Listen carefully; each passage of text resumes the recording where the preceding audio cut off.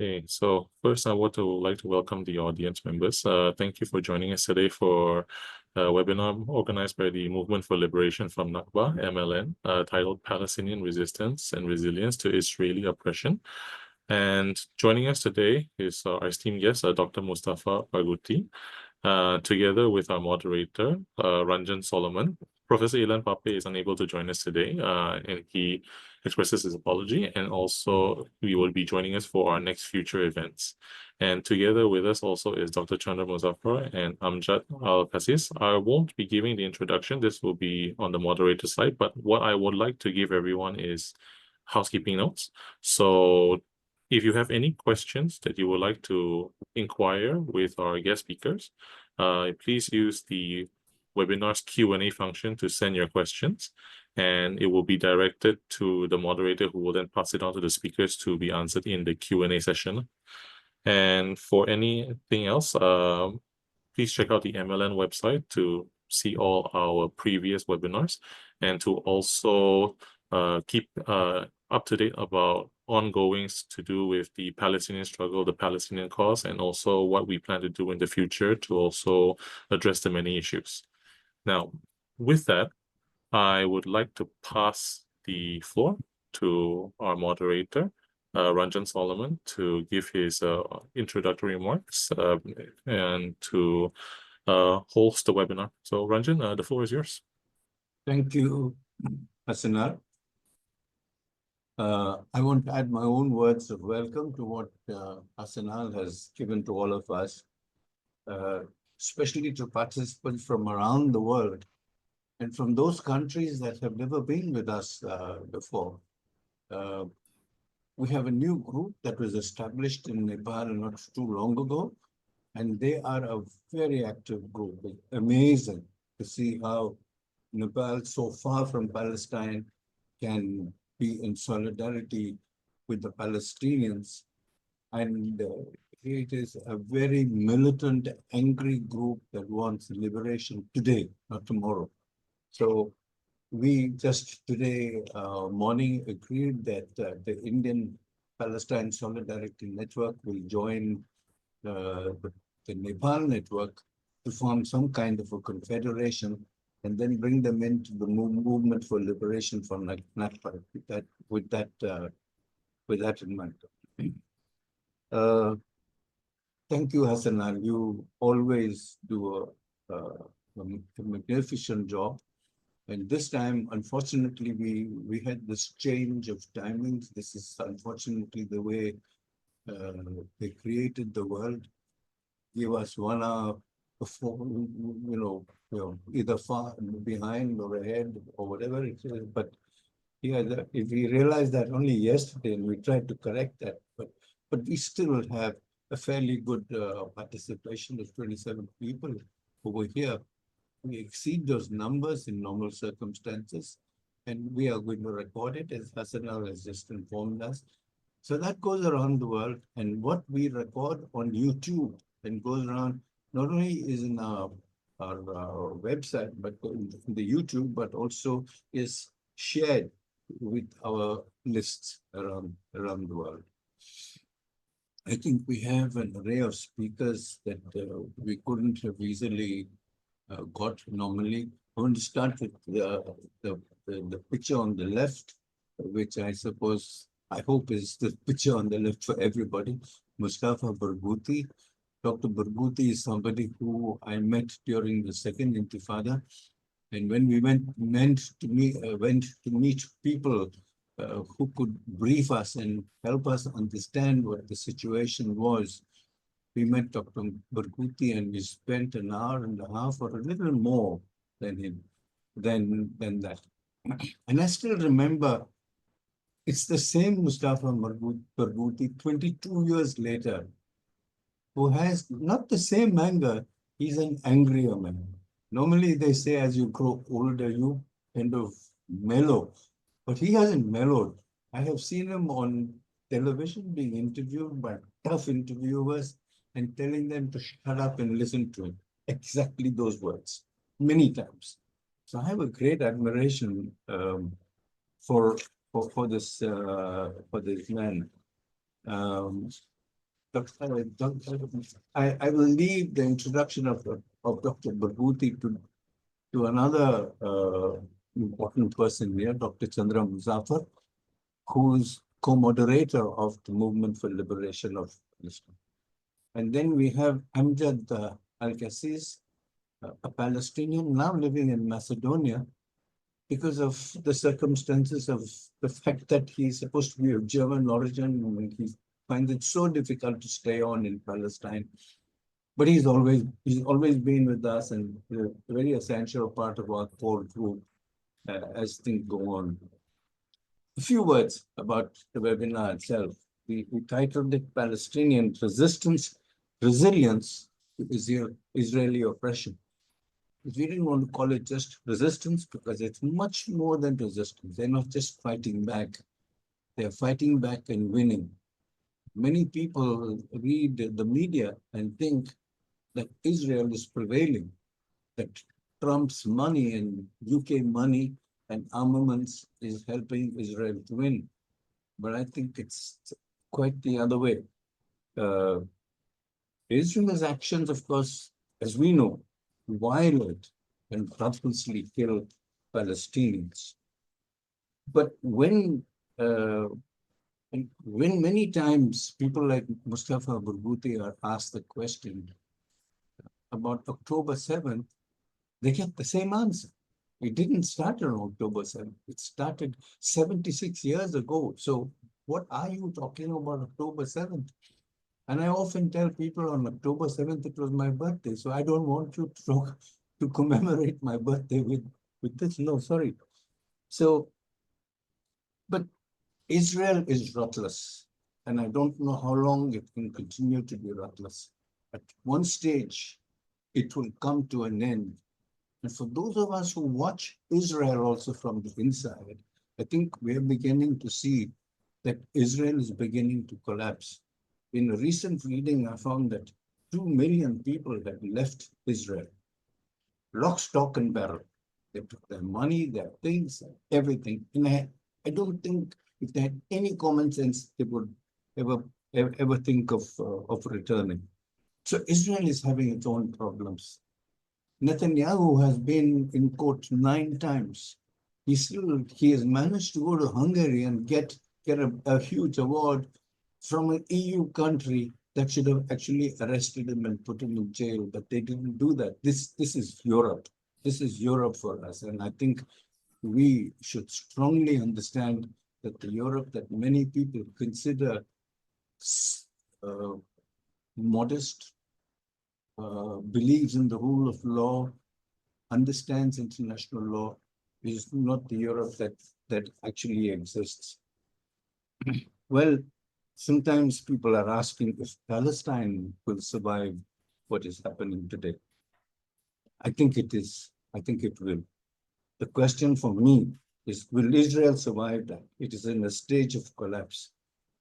If you survive only from land theft, cruel murders, house demolitions, starvation of people, killing innocent women and children, imprison tens of thousands without any cause, without any just cause, then that is a regime that's filled with pure hate and revenge. And this has been happening since 1948. So this is a regime which, in my view, has no moral legs. And when you have no moral legs, you will fall apart. And this is not only my belief, it is my hope that Israel will collapse and will perhaps learn how to come back and live like a civilized nation amongst the community of nations. For now, this is the only way they seem to know how to live, to brutalize their neighbors and to make enemies of them. And not just the Palestinians, their neighbors. But their economy is on the downslide. Forget just these criminalities of Prime Minister Netanyahu. He has been charged for war crimes in the ICC, which many Europeans thought was set up only for African leaders who were corrupt. No, it is also now coming back to haunt them. You can de-recognize the ICC, you can defund the ICC, but it's there. It's a faulty democracy what we live in. But we will get a wealth of information from our speakers. And I think when we begin with our speakers, we have somebody who we couldn't think of a better person to introduce the webinar than Chandra Musafar, a Malaysian political scientist, an Islamic reformist, and activist. He has written on civilization, dialogue, human rights, Malaysian politics, and international relations. Dr. Chandra Musafar is president of the International Movement for a Just World, a human rights advocacy organization in Malaysia that seeks to raise public consciousness on the moral and intellectual basis of global justice. And prior to starting this organization, Dr. Musafar founded a multi-ethnic reform coalition called Aliran Kesedaran Negara, National Consciousness Movement, which served to raise awareness for issues surrounding ethnic relations in Malaysia. So he is both locally connected and internationally connected. As a political scientist, he's an academic par excellence who has written a lot. He has written 18 books and hundreds of journals of articles on Malaysian politics and international relations. Most recently, he published on human rights at the New World Order and Muslims, Dialogue and Terror. He is also the recipient of the Harry J. Brenda Prize for Distinguished Scholarship in Southeast Asia from the Association of Asian Studies, North America. Chandra Musafar, I can consider himself as a friend, but it is very rare that you call your friend a hero. And that's what he is to me. So over to you, Chandra.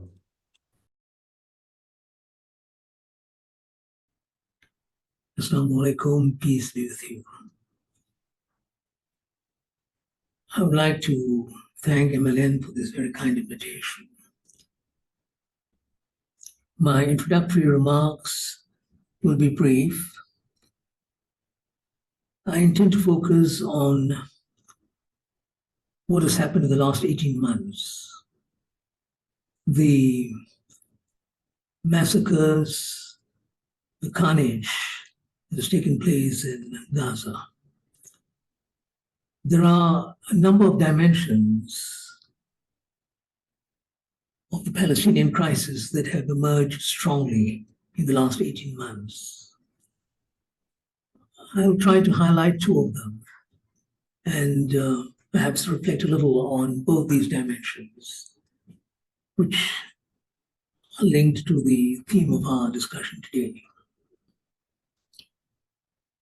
What are these two dimensions that I want to emphasize? One, the last 18 months has revealed to the world at large, what Palestinian resistance is all about. The strength of this resistance, its remarkable endurance, the courage of the people, their integrity. This has really come to the fore in the last 18 months.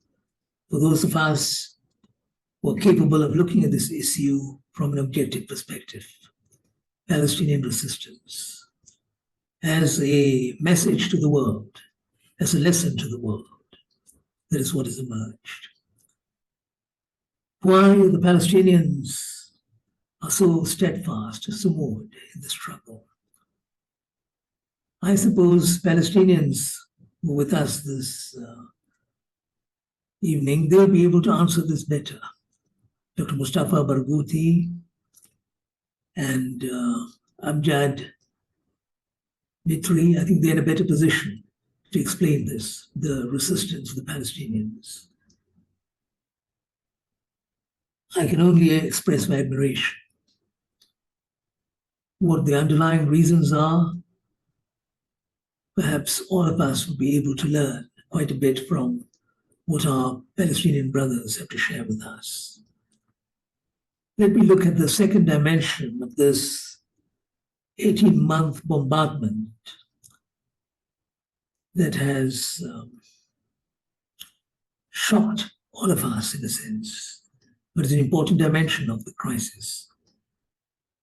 Israeli immunity. Israeli immunity. And I will draw conclusions from the second dimension in particular, what it means for the larger struggle for humanity. Now, what do I mean by Israeli immunity? It is not that people are not aware of what's happening. People are. In fact, today, more than ever in the past, there's much greater anger at what Israel has been doing. More than 10 years, 15 years ago, much greater, the anger, the depth of disgust at what Israel has been doing in Gaza. The massacre of innocents, almost 60,000 killed, 17,000 of them children, and children deliberately targeted in numerous instances which have been well documented. This is, as others have said so often, the most well-documented genocide in history. And it's a genocide documented by its victims, apart from others who have witnessed this genocide. An extraordinary genocide, brutal, barbaric, a genocide which is there for all to see. And no one in his right senses would be able to deny that this is a genocide. You don't need to go into the politics of this. You do not need to explore this in depth. We know this is genocide to the very last letter of the term, the genocide. I've already alluded to the figures, but it's a genocide which has another dimension to it, apart from the immunity that I'll be talking about at greater length a little later. What's the other dimension? It's a genocide which has been recognized as a genocide by all the actors who matter. The UN General Assembly recognizes this as a genocide. It has expressed its unhappiness at what has been happening. The International Court of Justice, the International Criminal Court, they've also seen this as a genocide. Numerous governments see it as a genocide. People everywhere see it as a genocide, which is really amazing. We know that this is a genocide, all of us, and yet we're not able to stop it.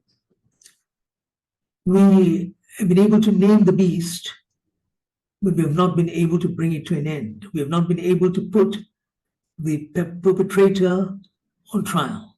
We have not been able to hold the perpetrator accountable. This is what we fail to do. Not in our failure to recognize a genocide. That's not the issue. The issue is our inability, our utter inability. And this is where we feel that what we are witnessing is actually Israeli immunity. Immunity in the sense that they have not been held accountable, put on trial, and punished, and most of all punished. They've not been punished at all for what everyone knows is a terrible crime. Someone described it the other day as the greatest crime of the 21st century, what they've been doing. But they've not been able to be put on trial, to be punished. Why is this so? Why is this so? There may be numerous reasons, and I think these reasons are very important. It may be related to, perhaps, the perseverance, the determination of the Israeli people themselves to survive, and because they want to survive at all costs, whatever happens, they don't want to be put on trial. The determination for people who often argue have finally rediscovered their homeland after 2,000 years. They don't want anything to affect this accomplishment of theirs. They've got back their homeland, and they don't want to be put on trial for genocide that they're committing, because they feel that this victory is so precious to them. Perhaps this is one of the reasons. Perhaps one of the reasons is because of what people have often described as the Holocaust syndrome. That's the reason why they've not been put on trial and punished. What does one mean by the Holocaust syndrome? The syndrome which, because it is true, yes, The Jews were the victims of a terrible Holocaust in the 1930s and 40s in Europe.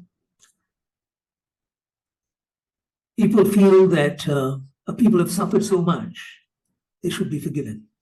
Even if they've done things that are wrong, they should be forgiven. They should not be put on trial, they should not be punished because of what they had gone through, a genocide in history, the Israelis, so they should be forgiven. And it's also given a certain badge to the Israelis. It has given a certain degree of leeway to them, latitude to do what they want because of the Holocaust and the suffering that they've gone through. Perhaps there's also a reason. Perhaps it's also related to the arms supplied by the United States of America, the strength provided by these arms by Britain, by Germany, by other countries. Perhaps that's also a factor. Perhaps yet another factor is the amount of money that's been pumped into Israel, again by the same powers, especially the United States of America, billions and billions and billions of dollars to support Israel. Perhaps that's also a factor. Perhaps it is the diplomatic maneuvers undertaken by the United States in particular and Britain to some extent to support Israel. The veto in the Security Council most recently 4 times, the veto was applied by the United States of America to protect Israel. At all times, they protected Israel. Maybe that's also a factor. Perhaps all these reasons explain what is happening. But I think there's another factor linked to all this, which we should highlight, and that may, in a sense, provide the key to our struggle. And what is this other factor? Why Israel enjoys this immunity? Isn't it because we are trapped, all of us, the perpetrators of this terrible crime and the victims? We're all trapped in a global system dominated by Western interests. Perhaps this is what it is.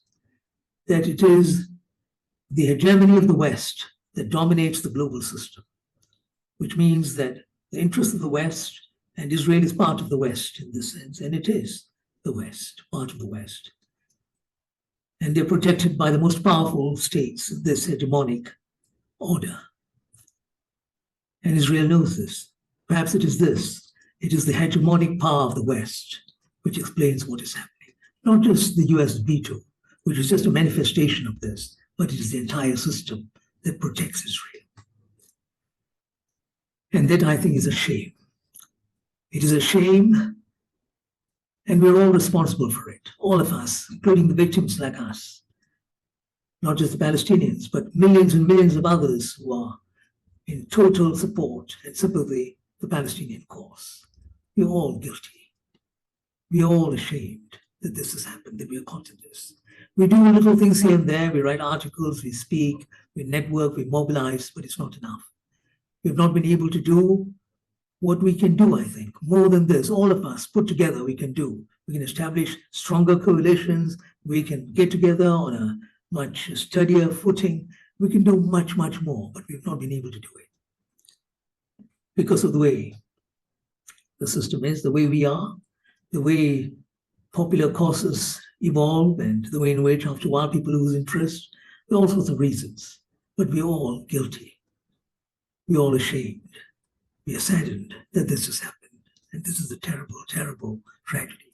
I'm hoping that our webinar today, our speakers, Dr. Mustafa, Dr. Mitri, will be able to enlighten us on this.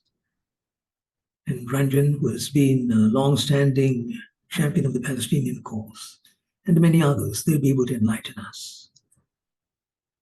How can we overcome this impasse? How can we do much more? How can we really hold Israel accountable? Bring her to the dock and tell everyone, and the Israeli people in particular, this is your crime and you have to pay for it. We've not been able to do it.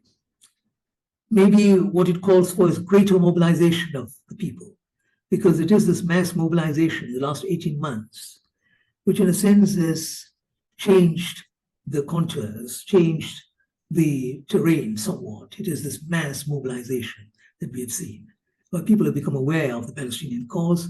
why many more people, like in my own country, Malaysia, support the Palestinian cause than they did even 6, 7, 8 months ago. Why there is much more support in Southeast Asia now for the Palestinian cause, in Indonesia, a very important country, in other countries. Yes, maybe it is mass mobilization that is part of the answer. Millions and millions of others will have to come out and join those already there and put pressure on the United States of America, on Britain, on Germany, on others, and pressure that matters, pressure that counts. What does one mean by that? Not just statements, not just meetings, not just gatherings. The pressure that counts will be hitting them where it hurts. I've often wondered why we have not been able to use oil more effectively, given that some of the world's most important oil producers are actually so much a part of this Palestinian struggle. Their countries support the struggle, at least verbally. Why haven't they been able to use oil? I'm talking of the failure of many of the Arab and Muslim countries. The utter failure, the failure that should be exposed, that should be condemned for what it is. Their failure to come out and do something more. 73, when we had the 1973 war, again, Israel on the other side, Palestine and others were fighting for justice on one side.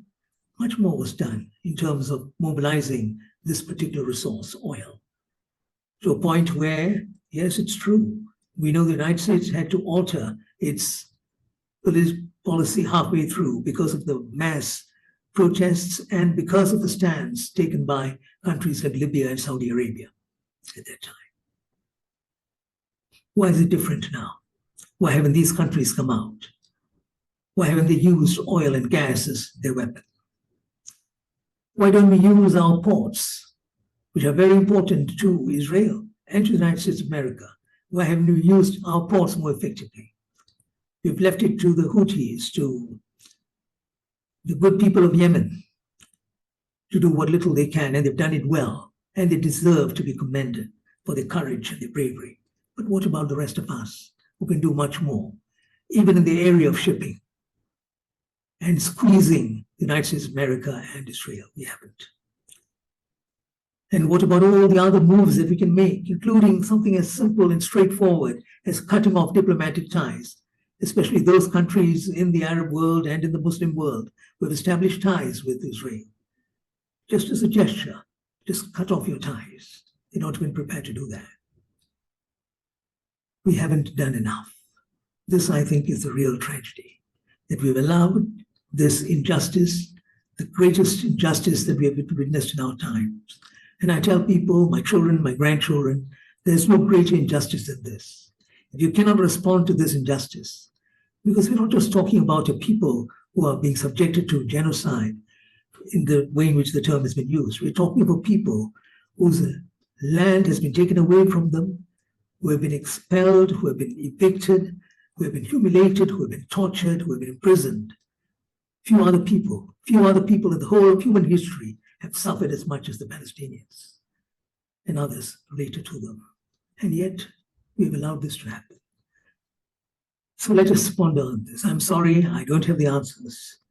I can only talk about mobilization, greater mobilization as one way of responding to this, and using whatever weapons we have, like oil and the ports and all the rest of it. But we are in no position to compel anyone to make use of these weapons because we don't have the power to compel them. But whatever little we can, we should do in order to force them to respond, force the powers that be to respond. The ones who are killing, who are murdering, who are slaughtering, who are massacring in the millions, we have to force them to respond. We have a duty, it's on our conscience, we are human beings, and we have to defend them in the name of humanity. Thank you. Thank you, Chandra. As usual, you enlighten us. Anytime you speak, you write, you do anything, even just by being there, you enlighten us. So, and you have raised so many questions, so many issues, which I'm sure Mustafa Barghouti has been listening to and will comment on from the inside of Palestine. The whole question of the genocide that is happening, the immunity which Israel has claimed for itself, its lack of accountability, and the support from the West for its lack of accountability. And like you said, this is the greatest crime of the 21st century. And and then we also have looked at the Israeli side, their need to survive. But can you survive at the cost of somebody else and actually think you're surviving? When you murder, can you think that you have murdered somebody, therefore you have survived? This is our question. So this whole Holocaust syndrome is being thrown on us. It's a kind of a blackmail. We suffered, therefore, and I remember the words of the great Paulo Freire, who said, the oppressed so easily internalize the image of the oppressor. And this is what has happened to Israel. They have watched the oppressor and they are now being the oppressor that they had to face. And sometimes I have written to say that this was worse than the Holocaust. And I have got some angry responses to that. And I don't really care about angry responses, but this is a fact that you can't put a hierarchy of oppressions over here. And the amount of support, the billions of dollars that are going from the US especially, but also from UK, and the silence of the Europeans and their quiet handouts, not helping at all. I think it looks like a Western war against the Palestinians. Would this have happened for so long in some of the Eastern European countries where there were conflicts? No. So we are dealing with Western interests that are hurting the solutions, because they don't want solutions, because they really would like to keep their European partner in the Middle East and try and confuse the Middle East with cross cultures. I think if Israel wants to stay in the Middle East, then they must understand that they have to somehow or the other merge with the culture. So you finally made this very powerful point that it's the system, and unless we challenge the system, we are not going to be able to challenge the war. So we will now go from Chandra to Mustafa, and I request Chandra, who has spoken so eloquently, to welcome Mustafa into our meeting. Thank you, Ranjan. I've not met Dr. Mustafa Barghouti before, though the family name, the clan name is famous. And I've met other Barghoutis, including those involved in the BDS movement and so on. But it's my pleasure, great pleasure, Ranjan, to introduce Dr. Mustafa Barghouti, who is a Palestinian physician, one of the many good physicians committed to a cause. And there are a number of them in different parts of the world. He is a politician, an activist, General Secretary of the Palestinian National Initiative, which of course is a very important body and has made an impact upon all those who are concerned about the struggle of the Palestinians. Its wise words, its very well thought out positions, the way in which it has functioned. The PNI, the Palestinian National Initiative, has certainly made an impact. And he is the General Secretary of the PNI. And he's also, I think, the head of the Palestinian Medical Relief Society, which is, again, a very important body in the struggle of the Palestinians. He has been a member of the Palestinian Legislative Council since 2006 and is also a member of the Palestinian Central Council. In 2007, Dr. Mustafa Barghouti served as Minister of Information in the Palestinian Unity Government. He ran for the presidency of the Palestinian National Council, the Palestinian Authority, in 2005. And he is seen as one of the most outstanding figures in the struggle of the Palestinians for their rights and for democracy. Welcome, Dr. Mustafa, to this webinar. Thank you so much. And I want to thank you, Dr. Chandra Muzaffar. I want to thank Ranjan Solomon, Hassan Rashid as well, and I'm glad to be with our colleague Amjad Qassis. I thank you for your solidarity with Palestinian people. I thank you for your strong voices in support of the Palestinian struggle. And maybe I will start by telling you that the Israeli army this morning, early in the morning, have bombarded the last hospital which is really able to work in the city of Gaza, the Baptist hospital. By doing so, Israel has practically attacked and destroyed partially or completely all the 36 hospitals in Gaza. This is just a reflection of how vicious this genocide is. And maybe the first question is, why do Palestinians resist? Why do they have to engage in resistance, regardless of what form that resistance take?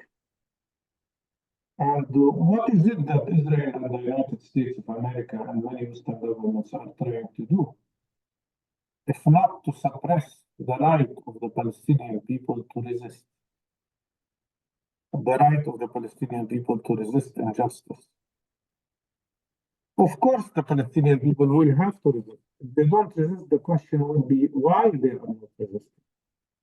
In 1948, 70% of the Palestinian people were erased from their land, became refugees.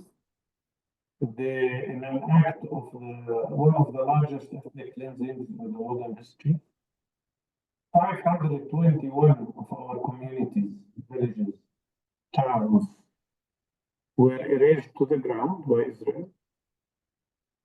In 1967, Israel conducted another war, and during which time they occupied West Bank, Gaza, and East Jerusalem, and in that sense became practically occupying all of Palestinian territory. They imposed on us a terrible siege, especially on Gaza since 2006, where 94% of the water was polluted or salted, where 80% of young graduates were unemployed, where people had electricity in the best case scenario for 6 hours only. And in the West Bank, they expanded their settlement activities at a rate that is unprecedented, trying to practically annex the West Bank. And then they engaged in a process of normalization with the help of President Trump with Arab countries, with one goal, which is to liquidate the Palestinian cause. And then they just initiated 3 war crimes in parallel. Not only in Gaza, but also in the West Bank. But in Gaza in particular, they have started an act of genocide, which is very clear, very harsh and continuous. Just to give you an idea, we're talking about the killing of more than 61,000 people, including 18,000 children, including a very big number of women and elderly people. They injured 115,000 people, many of whom will die because there is no medical care for them now in Gaza. This is 10% of the population. Maybe for some people, 61,000 doesn't sound like a big number, but if you consider this is 10% of the population of Palestine, apply that number to the United States of America or India, for instance. That would mean you will be talking at least about the death of and injury of 33 million Americans in the course of only 18 months. By the way, the number of Palestinians killed in Gaza now proportionally is bigger than all Americans killed in all American wars since independence, including First and Second World War. If you apply this number to India, you will be talking about at least 120 million people. Imagine 120 million people killed or injured in the course of 18 months. That's the scope of genocide that is taking place.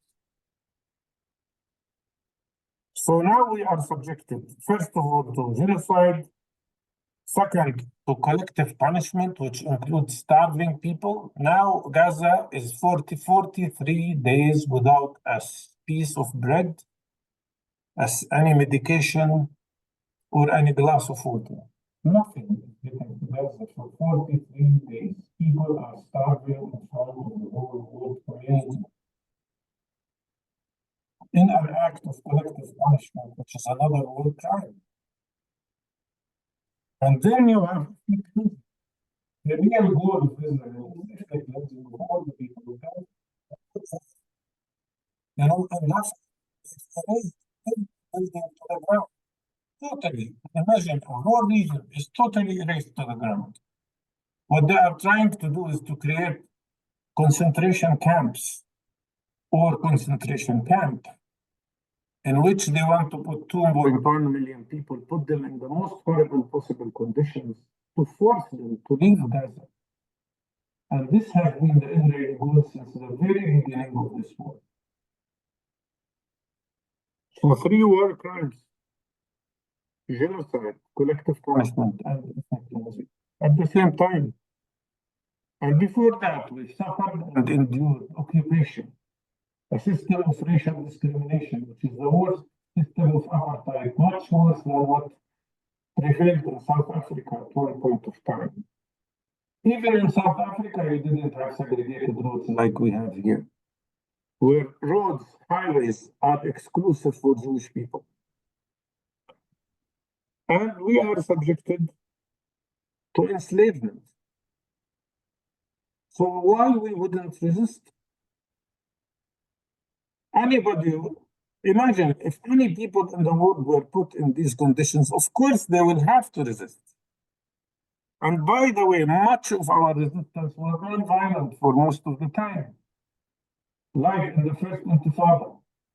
Between 2014 and 2019, Hamas did not engage in any military action. They relied completely on what we advertised and advocated to them, which is non-violent resistance. And still, we continued to be killed. And we saw the rise of this process of trying to eliminate and liquidate the Palestinian cause completely.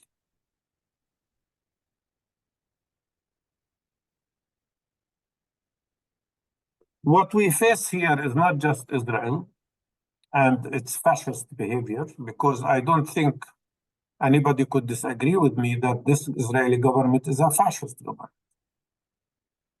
And it's not just Smotrich and Ben Gvir. Smotrich called himself a fascist homophobe without any shame. But more than that, these people are headed by the most fascist maybe leader in the world, which is Netanyahu, who made it the cause of his life to kill any possibility of peace and to eliminate the presence of the Palestinian people. But this fascism would not have survived if it wasn't for fascism in other countries of the world. And in my opinion, what we see today is a division of the world. Fascist governments and racist governments supporting Israeli fascism, and governments that respect the opinion of their own people and the people of the world who are in support of the Palestinian struggle. Even in the United States of America, inside the United States of America, there is a huge shift taking place, especially among the younger generation, where for the first time since maybe the creation of Israel, those who support Palestinian cause and rights are bigger than those who are supporting Israel across the board. In a way, what we face today, what we see today is exactly what Nelson Mandela anticipated when he said, when South Africa became free from apartheid, he said, our freedom will not be complete or will be incomplete till Palestinians are free. And he also said that the Palestinian cause is the most important human cause of our time. I think this is a repetition of similar situations before. Those who supported the struggle of the people of Vietnam against the American aggression. Those who supported the right of the Algerian people to be liberated from French colonialism. Those who supported the right of South Africa to be free from apartheid. All of those people are naturally with the Palestinian people and should be naturally with the Palestinian cause, including those who also struggled and supported the right of India to be liberated from British colonialism. The question here that we face is, why do some people hesitate? Why do some countries, even some good people, hesitate to support the Palestinian cause? Because of what was just said, because Israel or Jewish people have been subjected to, not Israel, but Jewish people have been subjected to Holocaust and anti-Semitism. Well, I respond to that by saying one crime does not justify the other. Of course, Jewish people suffered from the Holocaust. And of course, they suffered from anti-Semitism in Europe. But we were never part of that. On the contrary, totally on the contrary. But what everybody should be reminded with is that Nazis, for instance, in Germany, who persecuted Jewish people and conducted against them the most terrible Holocaust, could not have done so if it wasn't for the cowards who were silent about that crime at the time. And I think it is the same behavior, the same cowardness of those who are silent today about the persecution and genocide of the Palestinians. The same mentality of cowardness, of avoiding taking the responsibility, of standing with justice. And one day, those who were silent about the genocide in Palestine will be accused of being participant in the genocide that was conducted against the Palestinian people. I believe that we will not be defeated. I know our people. I know the resilience of the Palestinian people. I've just met, before I came to this lecture, I was talking to, or giving a talk to, or mostly it was a debate actually, with about 25 young people from Palestinians who live in 1948 area, which is called Israel. And believe me, when this debate with these young people gave me a lot of hope. Because the younger generation in Palestine, whether in the West Bank or in the diaspora or in Israel itself, the younger generation in Palestine do realize now, after the 7th of October, after this genocide, But what we are facing here is not just apartheid, and it's not just occupation. What we face here is a settler colonial project. A settler colonial project that aims at the ethnic cleansing of all Palestinians. And as such, it should be confronted, it should be resisted, and it should be stopped. And I think this belief is very common. I know there are some Palestinians who still hang to the illusions of Oslo agreements and the illusion that there can be a compromise with the Zionist movement, or the illusion that the United States can become or be the mediator between us and Israel. These illusions are over. And these people who still stick to them, it's only because of their lack of understanding of what has happened or what's happening in the best case scenario. But also in the worst case scenario, there are people who are serving their own interests rather than the interests of the Palestinian people. Or people who are frightened to death from taking their responsibility and defending their Palestinian people. I think the picture is very clear, and I think your solidarity is very important, and I hope this solidarity will expand further and further. We need you. We need your support more than any time before.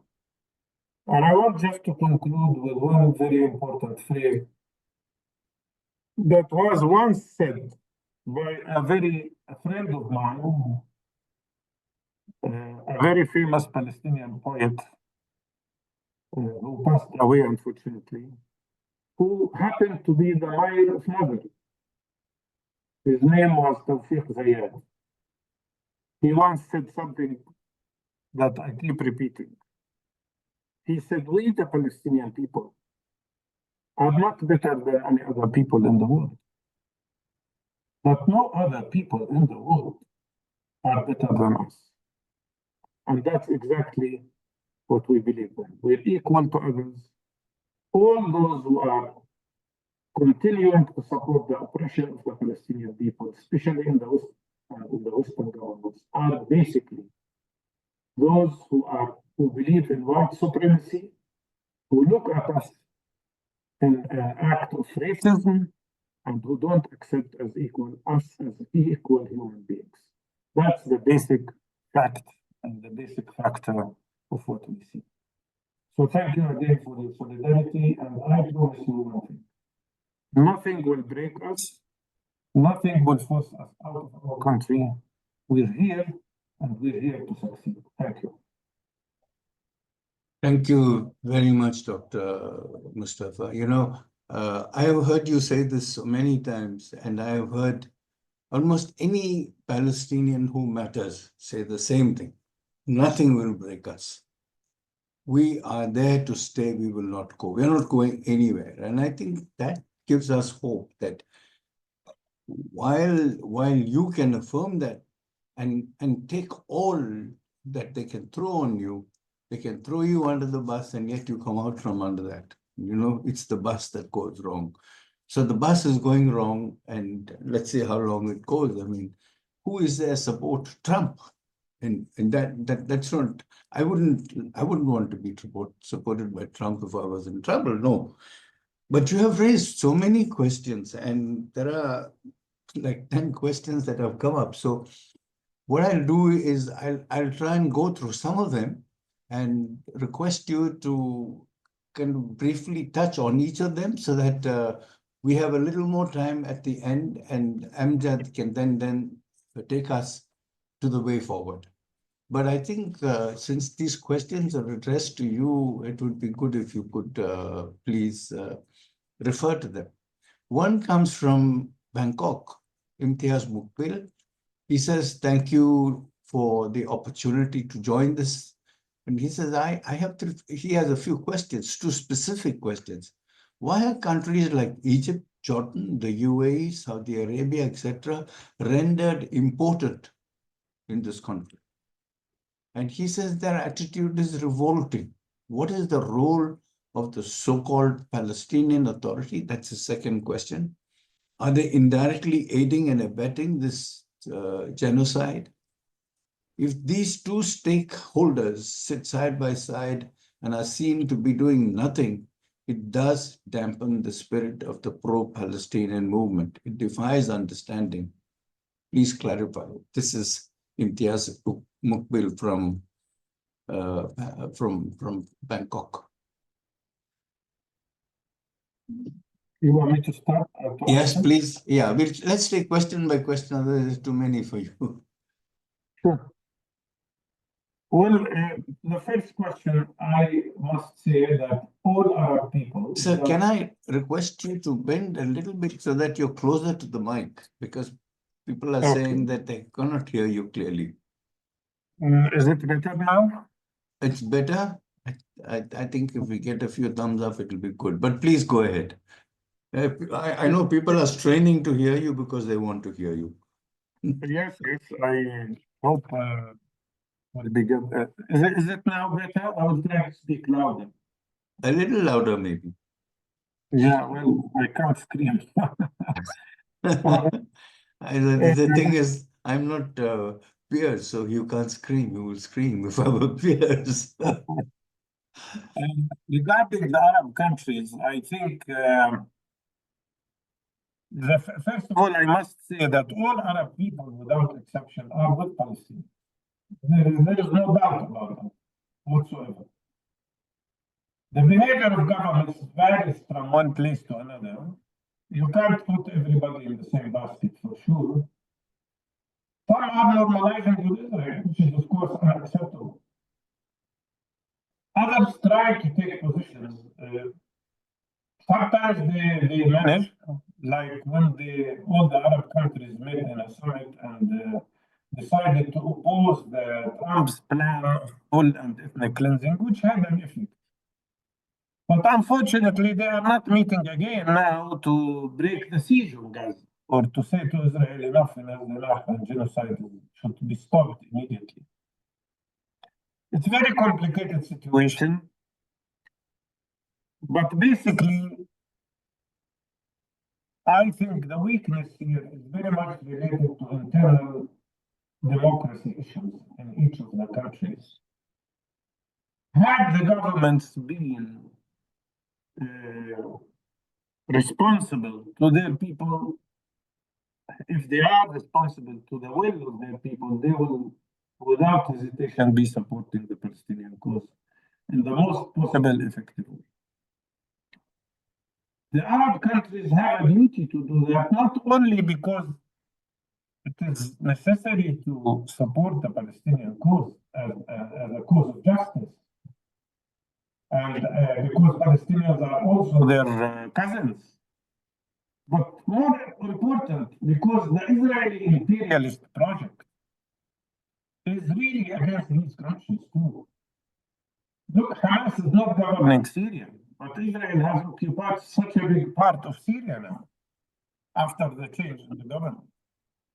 They are occupying the big part of South Lebanon. They are threatening Jordan and Egypt. So I think all these Arab countries have a duty to stand up with us, not only for our sake, but also for their own sake in front of these imperialist Zionist projects. The PA, the Palestinian Authority, unfortunately have been too silent during this massacre. And I think the public is angry about that. Because somebody recorded one of my lectures or one of my talks in which I criticized the normalization between Emirates and Israel. The Palestinian Authority is conducting a campaign now against me because of that, although they themselves accused the Emirates then at one time of making a big mistake. They even used terms that are harsher than what I used. But still, why are they doing so? I think they are under pressure, and they did not give up yet the wrong approach to understanding the Palestinian issue. They are still stuck with Oslo Agreement, which is a big mistake. But most important, This is all something I can tolerate. The more important thing, which I cannot tolerate, is the fact that they are not implementing what we have agreed about in Beijing to establish unity between Palestinians. The Beijing declaration, we need unity so much. We have to be unified. We cannot afford continuing our struggle without a unified Palestinian strategy, a unified Palestinian leadership that adopts a strategy to resist this injustice. We had a very good agreement in Beijing. I personally drafted it, and everybody signed it, including Fatah and Hamas and everybody.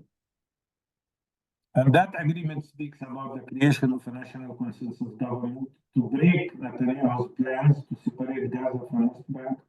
And it also speaks about a unified interim leadership.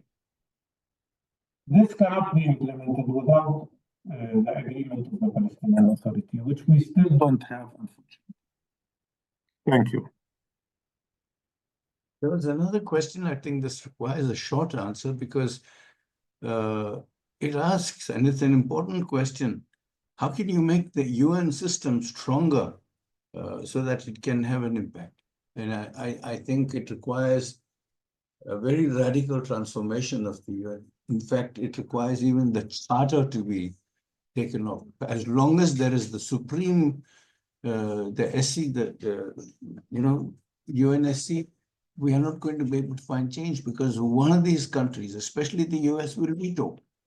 So the UN itself doesn't have much hope. And you have been emphasizing, and so has Chandra, been talking about the people, because the people on the street are very different from what the regimes are saying. But still, the UN is all that we have. You know, the UN has to take actions because not just the UN, the whole international system, because in reality, Gaza has exposed the world order. Gaza has exposed the fact that there is no international law anymore.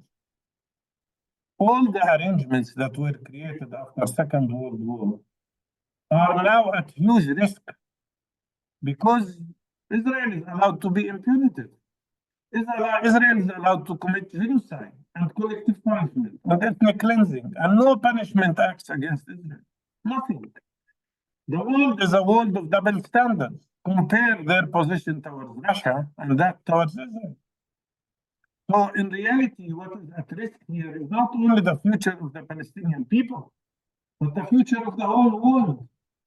Because the big question is, if we don't have international law and international humanitarian law, where are we heading? Is it the law of jungle, where any powerful country can do anything they want to other countries? Believe me, we never had such a situation at this level since Germany created Nazism and started attacking other countries. This is exactly what Israel is doing. And the world is silent. And more than that, Mr. Trump comes up and says Canada should become a state of the United States. And he wants to annex Greenland. And he wants also to take over Gaza. I mean, what kind of world do we live in? This is the reality. That's why I said the struggle against Israeli fascism is part of a struggle of world. The global struggle should be part of the global struggle against fascism worldwide, which is now growing and taking over many countries. That is the reality of the problem. And when we speak about international law, I always say, I said that on the media several times, I feel betrayed. I feel traumatized. By what? I feel traumatized by those who lectured us for 50 years about democracy, human rights, international law, international humanitarian law, and then they betrayed us by being silent about what Israel is doing. Thank you. There is Junaid from Pakistan, and he has two questions. First, he wonders whether he's asking a naive question. I don't think he is. He's never naive, but he says, why can't we publicly say that Muslim and non-Muslim armed forces with nations named and shamed must send a protection force that needs no Security Council resolution and simply of fulfilling their obligation under the Genocide Convention? Because the Genocide Convention is being discussed a lot these days in civil society. Armed resistance is obviously nothing to be glorified, but it is crystal clear that it is what has shaken the Israel offensive forces, as well as Israeli society as a whole. We saw this in South Africa. Without the ANC armed struggle, and then civil society joining that and international solidarity, it was the combine of these three dimensions that brought this. I think this is what Junaid wants to know. You know, it's not a naive question, and it's a correct question. Why can't these countries do something? And I want to make it easier for them. I called on all the 57 Arab and Muslim countries not to send armies. I know they can't. Maybe they don't want also. But at least they should form a humanitarian convoy that comes to Rafah and break the siege in Gaza. Challenge Israel. Would Israel bombard a convoy with leaders from 57 countries, or at least representatives with the flags of 57 countries? If they really wanted to do something, I'm not asking them to send their armies to fight, but at least send a humanitarian convoy after 43 days of starvation of the people of Gaza. Break the siege. Challenge Israel. Thousands and thousands and thousands of tons of flour, of food, of everything is sitting at Rafah, which Israel has closed. So why don't they do that? This question should be directed to every government of them. Yes. Junaid has another question, and that's a follow-up to that. He says, Israel has always relied on psychological fear instilled in the Palestinians and Arabs. And October 7th destroyed that psychological fear. And now Israel is confronting its own worst nightmare, the fearlessness and confidence of the Palestinians to never courageously stop resisting. Never mind if Trump is dreaming of his Riviera, but the Palestinians are not afraid. They said, we're not going anywhere. I have friends in Palestine. I talk to them very often just to make sure that when I write, I'm writing what is reflective of what the Palestinian thinks. So how would you respond to this? Yes, I think Palestinians have broken the wall of fear, for sure. And what annoys Israel is two things. First of all, that on the 7th of October, they felt vulnerable. You know, they built all their story or their narrative on the fact that they are the almighty, undefeatable. They are the ones who win every war. And then 7th of October shocked that. But what shocked them more, and shocked more some of the Western leaders, is how come these Palestinians who are deprived, besieged, deprived of so many things and of any basic possibility of arming themselves, how could they plan such a thing? The ability of the Palestinian mind or brain, or if you want, the Muslim brain or the Arab brain, to make such a planning and defeat Israel, at least for that particular time, is something that is shocking. Why they are so shocked? Because they're racist. They cannot understand understand that we are like them, like everybody else. If we work hard, we can do things. If we think enough, we can do things. That's something they can't accept, that Palestinian is equal to an Israeli or equal to a British or equal to a French. Yes, and then let me take you to the last question by Laila, who always asks this very important question. And she's asking about the hope in the youth. And she asks, can you update the latest grassroots initiatives of resistance in Palestine with perspective from that of youth? And she affirms, united on the ground, can stop these atrocities and settle colonialism. Well, I always say to our people that our biggest enemy is not Israel.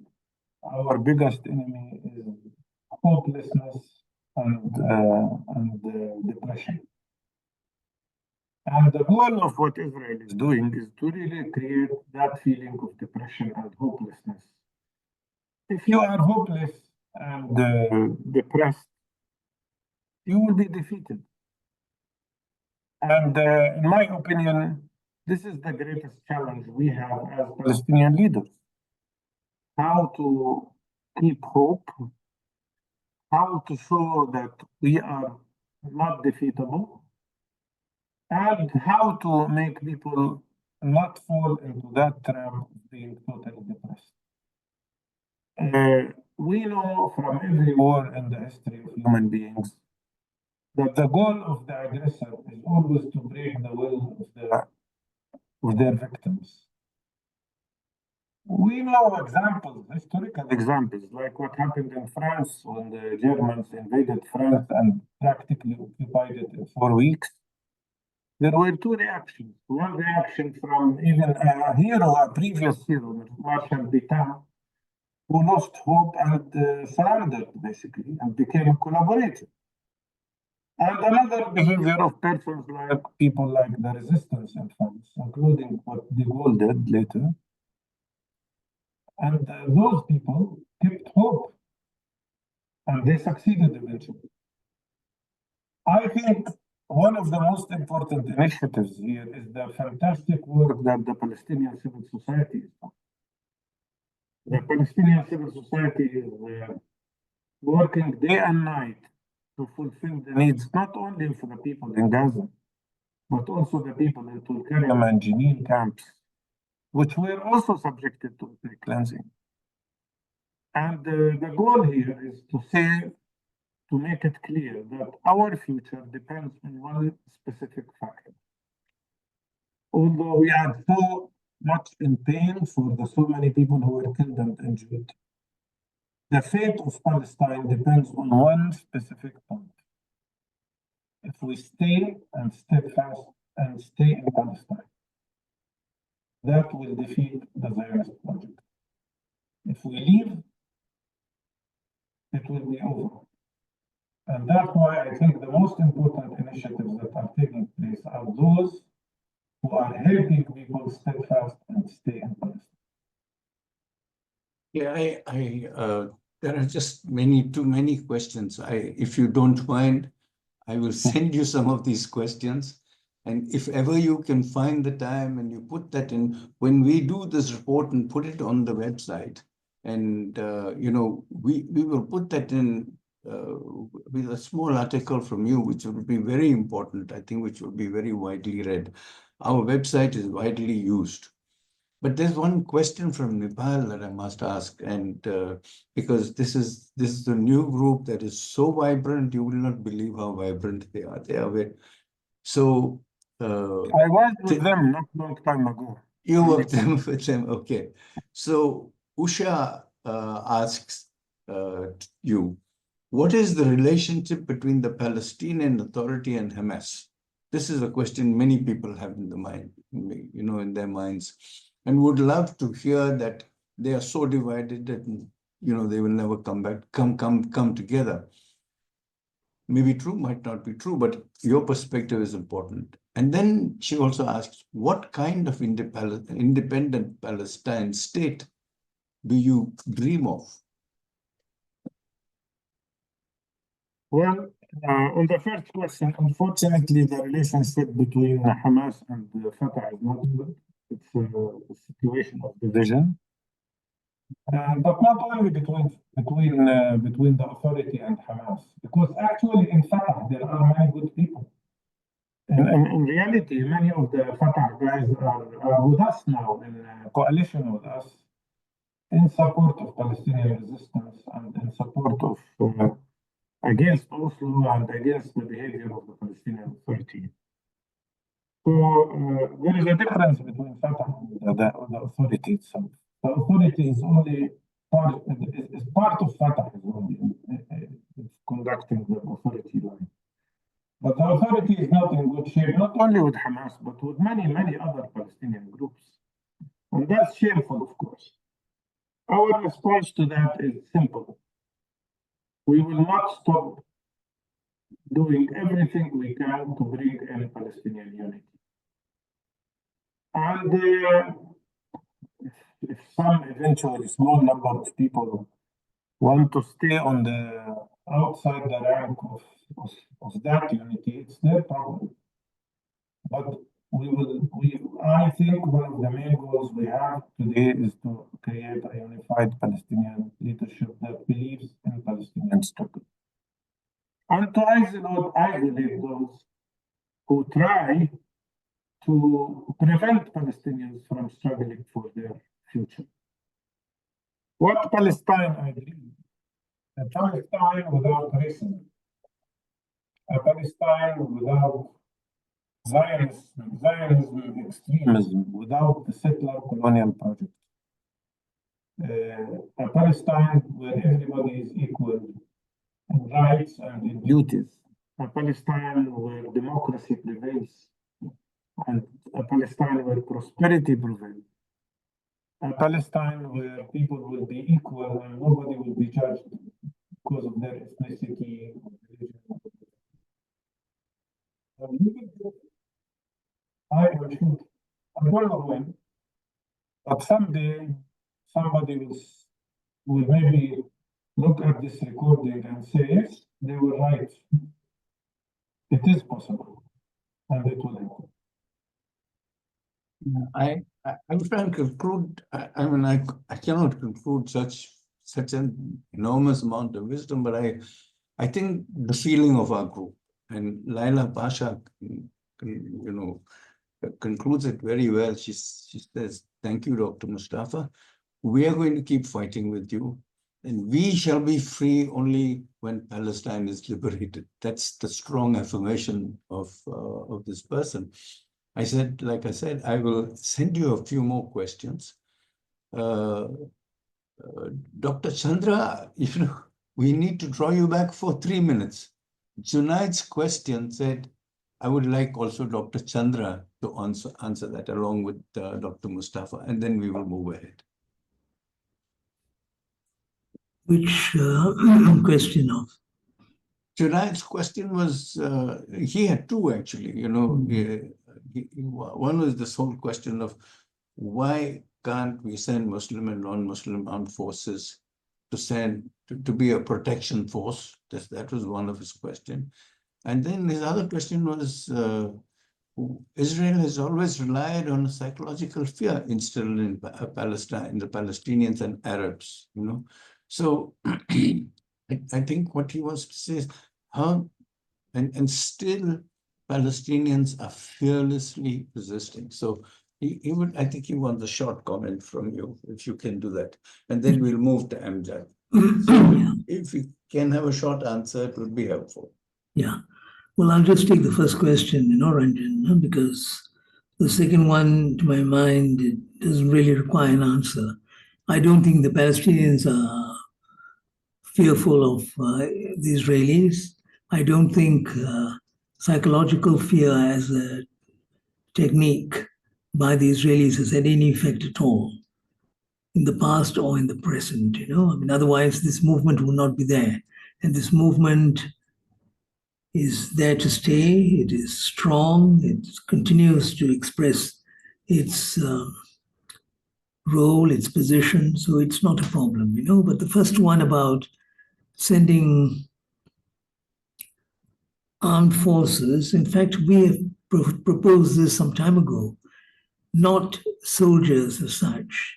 We had called it a peacekeeping force because that's the nomenclature that the UN understands. It has been used in the past. So what we are saying is, what about a peacekeeping force made up of different nations, all those nations that support the Palestinian cause and groups that support the Palestinian cause, they can participate and they should be invited to participate.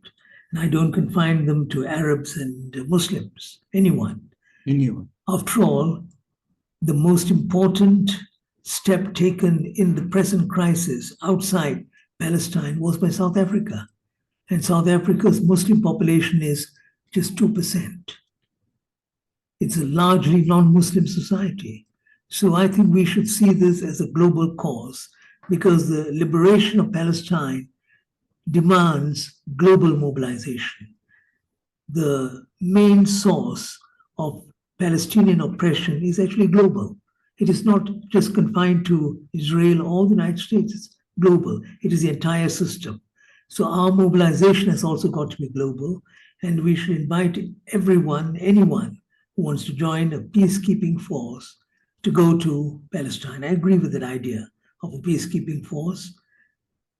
Unarmed, as a demonstration of its commitment to peaceful resolution, prepared to be killed, if you want to put it that way, but willing to go to Palestine and say, there are two things we demand of you immediately, meaning by which Israel and the United States of America. Number one, stop supplying arms.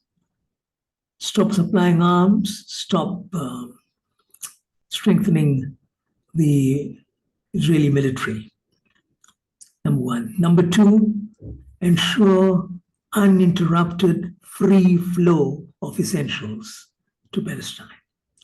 Two demands, meaning by which food, medicines, water, energy, free flow to the Palestinians. That's their right. If they can make these two demands and say that we're coming here as peacemakers, we're making two demands. And if you want to kill us, go ahead. I don't think that will happen. As someone said, all of them carrying the national flags and whatever other symbols they have, they go to Palestine and take this stance. It's very sad that this has not happened, actually. It should have happened right at the beginning. Now, after 18 months, we're still pleading for this. Amongst a few other groups, we made this call right at the start of this particular carnage, that people should come together in the name of peace, peacekeeping force. Go to Palestine, regardless of what UN resolutions and laws and rules say, just go there. Of course, it's not going to be easy. There are logistical problems, I realize, about getting to Palestine and all the rest of it. But nonetheless, I think if there was such an endeavor and it was widely publicized, it would have a very great impact. Maybe, we should make that call again, all of us here. Brother Mustafa and, Brother Amjad and, all of us. You, Ranjan, everyone who is here, Hassan al-Malik, we should make this call. Join the others and say, again, another time, of course, it has been made before, another time. I know that Egypt has made this call too. Egypt has made this call of countries coming together, but, Egypt is a government dependent upon the United States of America, and I don't think they'll be able to do anything about it. But others who may be able to do something, I hope they'll be able to respond. And we ourselves, we should try to do more to make sure that this happens. Thank you, Chandra. Yes, you always illuminate the scene. Thank you, Dr. Barghouti. This is my second encounter with you. Like I said, you wouldn't even remember my face. I remember your face always from that 22 years back. It is, and you were a fascinating thinker and speaker, and I have followed you from then on. that you accepted our invitation is something that we're very grateful for. And I hope we can call on you anytime to speak to different crowds, to different people, because people need to hear voices from Palestine. You know, there are many voices from around the world, but when you hear it from Palestine, it's another story altogether. And it's not a debate as it's happening on the media. We're not interested. I'm not interested in hearing the debates, but this and October 7th and all the nonsense. We just need to know the facts. And now we're coming to concluding this. We will have Amjad Al-Qassis. There were many references to international law during our discussions. And he is he's a master's in international public law, a legal researcher, a member of a network, NAS Network for Advocacy Support of the Badil Resource Center for Palestinian Residency and Refugee Rights. And he has coordinated international and advocacy programs, legal advocacy programs for several years, beginning 2014 till now. So I think he's the right person to help us suggest what the way forward is. How do we go? How do we move on? So you have 10 minutes, Amjad, and sorry, I have to give you less time to specify the time. No problem. Thank you, Ranjan. Thank you all. Great to be here. After we have heard from our excellent speakers, so the question remains, what would be the way forward? Unfortunately, I cannot present a blueprint, but I can share my understanding of the situation. First and for all, I think it's important to understand, yes, there's a genocide happening in Palestine, but its implications are felt globally by all of us worldwide. Because we are not only looking at the genocide, we are also looking at a war on truth. Israel and its allies are committing a genocide, but also are committing a war on truth itself. And this goes beyond Palestinians and Palestine. Yes, today, Palestinians are under the genocide and Palestine is under the war. But tomorrow it could hit anyone. If Israel and its allies unpunished by committing a genocide in the open, as the speakers clearly illustrated, it's completely in the open. It's a documented genocide. It's known. If this goes unpunished, all of us, humanity, will pay the price for this, because no one will be safe in the future, not a country, not a people, not even a topic. Because when we look at the war beyond the situation in Palestine, when we look at Israeli allies and how they are trying to oppress any resistance to it, anyone who is critical of Israel, Israeli act, anyone who calls for justice and equality is suddenly under criminal investigation. If we see images in Germany, clear, stark examples of an oppressive regime where anyone who dares to speak up will be punished cruelly. Also in the US lately, when even ancient laws, basically ancient laws, are used again to get rid of green card holders because their offense was to speak up against Israel. This shows us where the world is heading to. Israel, unfortunately, in its war against Palestine, is basing it on an ideology, supreme racist ideology. And its allies, all of them, we shouldn't forget, have built their wealth on that ideology. So they are fueling this genocide because they are part of this ideology. The US is supporting Israel with weapons of mass destruction.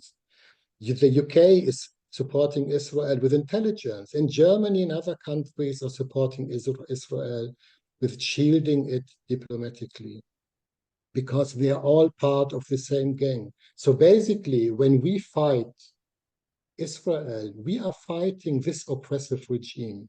And as illustrated by the speakers, yes, the UN is broken and the UN system has failed. And of course, many of us coming from countries, you know that the UN system probably has failed your country numerous times, but this time there are no excuses left, because the whole system which has been created after the Second World War has addressed the situation in Palestine. The UN General Secretary, more than a year ago, almost 1.5 years ago, he stood in front of the world press, and said, Gaza is turning into a graveyard for children. What he didn't dare to say in that moment, but I think we can all assume that he has thought, was following up, adding to this sentence, and we and the whole UN system is unwilling and unable to do anything. The system has been completely exposed. Because again, there is no excuse, because the genocide has been addressed by all institutions which have been created after the Second World War, exactly and precisely stop this from happening. The ICJ, the ICC, the General Assembly, every UN agency, every international organization we can think of has addressed the issue, but it wasn't stopped. And the crucial point is for all of us to understand that if we are unable to stop the continuous genocide in Palestine, lose, because our future is at stake, our future and the future of our children.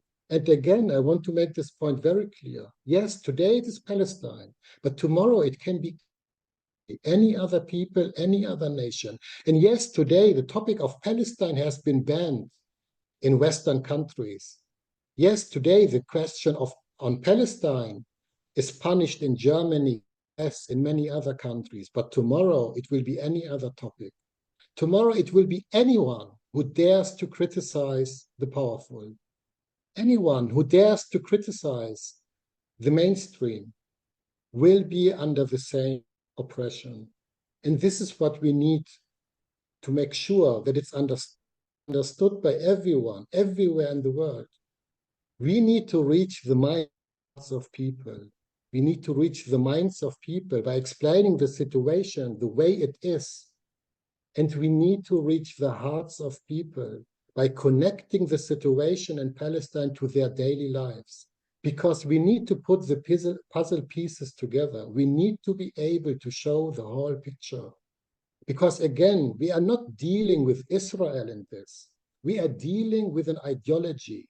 Israeli officials over and over again indirectly stated that they are dealing with subhumans. They look at us, they look at subhumans. But of course, they do not look only at Palestinians or Arabs as subhumans. The majority of people present in this meeting would belong to the same category of subhumans. This is the ideology we are battling. This is the ideology we are facing. And we need to be very precise that this ideology is the cause of many evil in the world. And everywhere in the world, people are suffering from this. And it needs to be clear what is happening in Palestine is connected to what is happening to the daily life of many of you in your countries, everywhere you are. And what has been mentioned several times, a global movement is much needed. If we come to the conclusion that the UN system has failed all of us, again, it has not only failed Palestine. Palestine is not the reason for the collapse of the international system. Palestine is the most symptom we can see that the system has failed, the system has collapsed. And every end has a beginning. And it's up to us to shape this beginning, to try to shape what will now come after the collapse of the current system. And we need to take on this fight. We need to take it on not only for the sake of Palestinians and Palestine, we need to take it on for the sake of all of us and our children. We cannot lose this battle. This is a battle humanity cannot lose. Thank you. Thank you all. Thank you, and thank you, and you kept your time so well. But I want to thank all those who participated. I begin with Dr. Barghouti for giving your time. When I called you, I know I wasn't giving you enough notice, but I still took the courage to ask because I knew you were the type of person who wouldn't say no to saying what you have to say. So I took the liberty, and you took it. You took the date even. Thank you very much, and you enlightened us. We had a little bit of a problem with the sound, but still, I think your feelings came across very strongly. Thank you, Dr. Chandra. Every time I hear you, I'm enlightened. Thank you for doing what you did. That was very important. Thank you, Amjad. It was a very short notice because we had different names on our posters, if you would have noticed. So Amjad got a 24 hours notice and he did a brilliant job. Of course, our friend Hassanal, our Secretary General, does a perfect job of organizing anything, and thanks Hassanal for everything you did. But just my last word, to say, will this end? It will end. Will we win? We will win. And when I say we will win, we are saying we are Gaza, we are Palestine. So I think that's an affirmation now. We are Palestine and we shall win.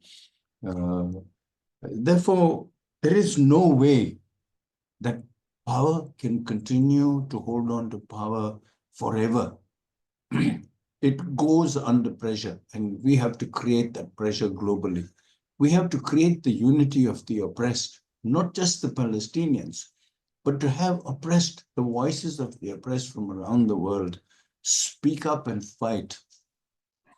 To have people represented from around the world in Palestine, standing there with flags, as Chandra has mentioned, to say, we are the world and we have come here to liberate, to join you in the liberation. The liberation is not ours to do, it is the Palestinians, but we are here with you because we are also Palestinian. So as long as you suffer, we suffer.